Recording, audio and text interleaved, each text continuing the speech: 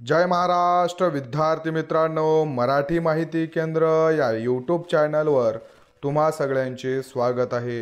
विद्यार्थी मित्रांनो, मागील 15 दिवसांमध्ये मी तुमच्यापर्यंत जी माहिती आहे ही पोहोचवू शकलो नाही, त्यामुळं सर्वात आधी मी तुमची माफी मागून इच्छितो। बरेच शेड्यूल खूप बिझी असल्यामुळं जो काही जाहिराती प्रसिद्ध होऊन गेलेल्या आहेत, ज्यांची डेट निघून गेलेली आहे, त्याबद्दल मी माहिती तुम्हाला तुमच्यापर्यंत पोहोचवू शकलो नाही।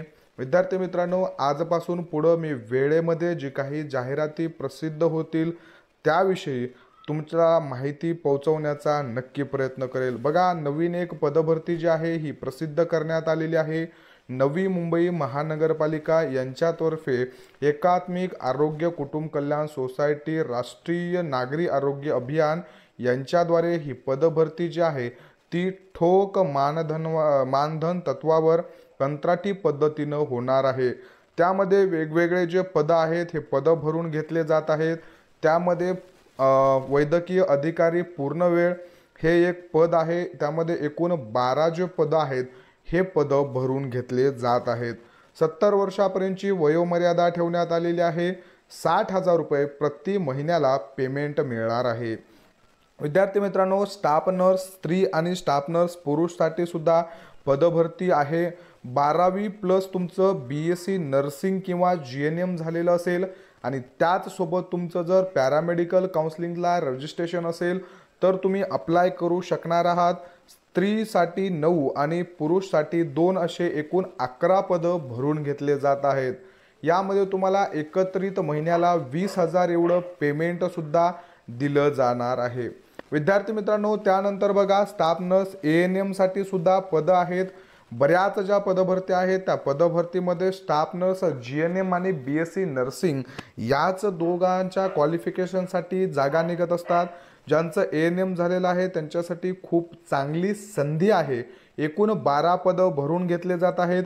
10वीवर तुमचं 10वीच्या नंतर ANM कोर्स झालेला असेल, त्याचबरोबर तुमचं महाराष्ट्र काउन्सिलिंग जे रजिस्ट्रेशन आहे त्या रजिस्ट्रेशन असेल नर्सिंग काउन्सिलिंगला, तर तुम्ही इथं अप्लाय करू शकणार आहात। यामध्ये मात्र तुम्हाला 18,000 रुपये पेमेंट दिलं जाणार आहे। विद्यार्थी मित्रांनो, त्यानंतर पब्लिक हेल्थ मॅनेजरचं एक पद भरून घेतलं जात आहे। यामध्ये सुद्धा 32,000 रुपये प्रतिमाह जे पेमेंट आहे ते पेमेंट दिलं जाणार आहे।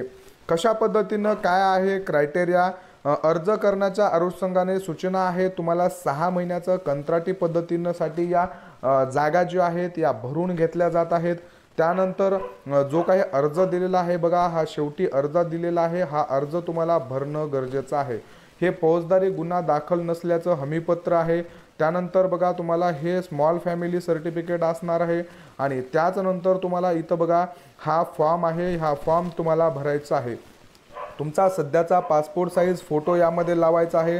तुमचं संपूर्ण नाव लिहायचं आहे, ज्यामध्ये तुमचं सरनेम पहिल्यांदा येईल।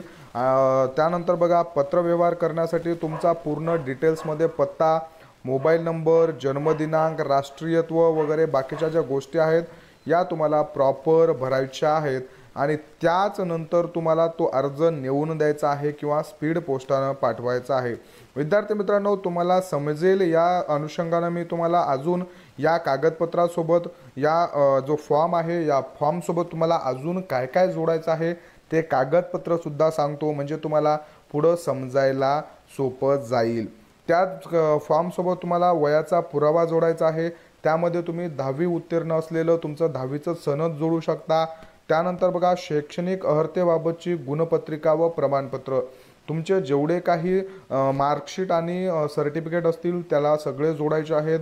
10वीचं असेल, 12वीचं असेल, तुमचं BSc नर्सिंग असेल, GNM असेल, ANM असेल, MBBS असेल, सगळ्या पद्धतीचे डॉक्युमेंट्स। त्यानंतर काउन्सिलिंग रजिस्ट्रेशन प्रमाणपत्र जे आहे ते तुम्हाला जोडायचं आहे। शासकीय, निमशासकीय किंवा खाजगी संस्थेमध्ये केलेल्या कामाचा अनुभव सुद्धा तुम्हाला जोडायचा आहे। विद्यार्थी मित्रांनो, इथं तुम्हाला प्रायव्हेटचा सुद्धा जो एक्सपिरियन्स आहे तो एक्सपिरियन्स सुद्धा कन्सिडर केला जाणार आहे।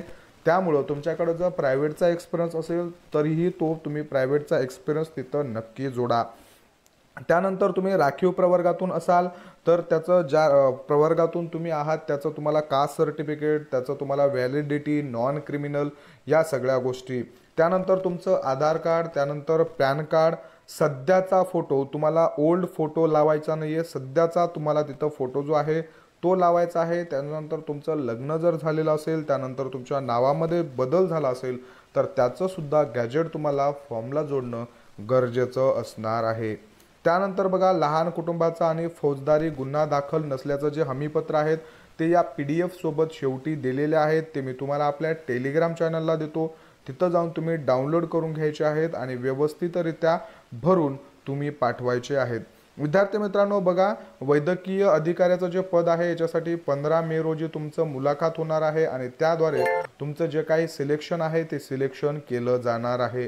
त्यानंतर स्टाफ नर्स असेल, GNM ANM असतील किंवा त्यानंतर तुमचं पब्लिक हेल्थ मॅनेजर असेल, यांच्यासाठी तुम्हाला विद्यार्थी मित्रांनो आता जे आपण सगळे फॉर्म बघितलेलं आहे, फॉर्मसोबत जे काही डॉक्युमेंट्स पाहिलेले आहेत ते सगळे डॉक्युमेंट्स 2 मे पासून 16 मे पर्यंत तुम्हाला नेऊन द्यायचे आहेत किंवा तुम्ही स्वतः तिथं नेऊन देऊ शकता किंवा स्पीड पोस्टानं सुद्धा पाठवू शकता.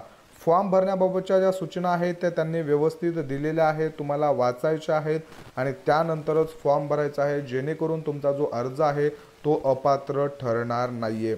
शैक्षणिक अर्हतेबाबत सुद्धा त्यांनी सूचना दिलेल्या आहे, अचूक माहिती भरायची आहे. तुम्हाला शेवटच्या वर्षी जेवढे काही मार्क पडलेले आहेत ते सुद्धा तुम्हाला तिथं अचूक भरायचे आहेत. शेवटच्या मार्कावर तुमचं सिलेक्शन होत असतं, त्यामुळं तुम्हाला चुकीचे जे मार्क आहेत ते टाकायचे नाहीत, जेणेकरून तुमचा फॉर्म जो आहे तो बाद होणार नाही. विद्यार्थी मित्रांनो, त्यानंतर बघा, तुम्हाला अनुभव जो आहे शासकीय असेल, निमशासकीय असेल किंवा प्रायव्हेटचा असेल, तुमचा गव्हर्नमेंट एक्सपिरियन्स असेल, सेमी गव्हर्नमेंट असेल, प्रायव्हेटला असेल, खाजगी असेल, तुमच्याकडं जशाही पद्धतीचा एक्सपिरियन्स आहे तो एक्सपिरियन्स फॉर्मसोबत जोडा, जेणेकरून तुम्हाला तुमच्या एक्सपिरियन्सला सुद्धा तुमचं मार्क देऊन तुम्हाला तुमचं शॉर्टलिस्ट करून सिलेक्शन केलं जाईल.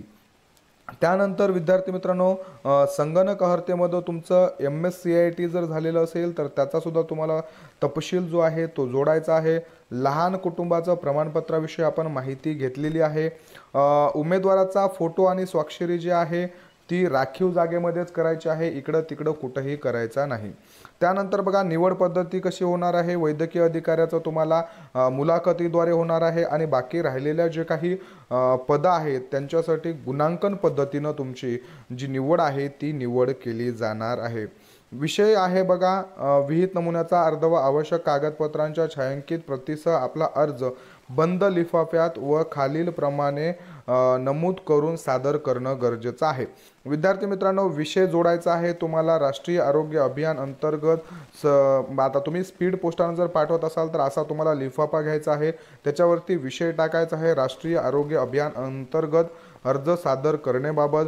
खाली पदाचं नाव लिहायचं आहे आणि अर्ज सादर करायचा जो पत्ता आहे तो पत्ता तुम्हाला टाकायचा आहे वैद्यकीय आरोग्य अधिकारी, आरोग्य विभाग, 3रा मजला, नमुमपा मुख्यालय, प्लॉट नंबर 1 से 15A, किल्ले गावठाणजवळ, CBD, बेलापूर, नवी मुंबई या पत्त्यावरती तुम्हाला 2 मे पासून 16 मे पर्यंत सुट्टीचे दिवस वगळून विद्यार्थी मित्रांनो स्वतः नेऊन द्यायचे आहेत किंवा तुम्ही स्पीड पोस्टानं सुद्धा पाठवू शकणार आहात. ही जी पदभरती आहे या पदभरतीविषयी आपण पूर्ण माहिती घेण्याचा प्रयत्न केलेला आहे. यानंतरही तुमचे काही डाऊट्स असतील तर कमेंट बॉक्समध्ये विचारा. कमेंट बॉक्समध्ये कमेंट करत असताना आपण ही पदभरती पाहत आहोत, जी पदभरती पाहत आहोत, ज्या पदभरतीविषयी व्हिडिओ बनवला आहे त्याच पदभरतीविषयी काही डाऊट असतील तरच प्रश्न विचारण्याचा प्रयत्न करा. विनाकारण कोणतेही प्रश्न विचारू नका, जेणेकरून तुमच्या प्रश्नाला योग्य ते उत्तर मिळेल, माझाही वेळ जाणार नाही आणि तुमचाही वेळ जाणार नाही. विद्यार्थी मित्रांनो, आशा करतो तुम्हाला दिलेली माहिती आवडली असेल आणि तुम्ही व्हिडिओला आवडल्याच्या नंतर लाईक नक्की कराल. विद्यार्थी मित्रांनो, अशाच पदभरतीच्या माहितीसाठी नक्की चॅनलला सबस्क्राईब करा. आपल्या विद्यार्थी मित्रांपर्यंत, तुमच्या मित्रमैत्रिणींपर्यंत शेअर करा. सगळे PDF नोट्स मिळवण्यासाठी टेलिग्राम चॅनलसुद्धा जॉईन करा. धन्यवाद.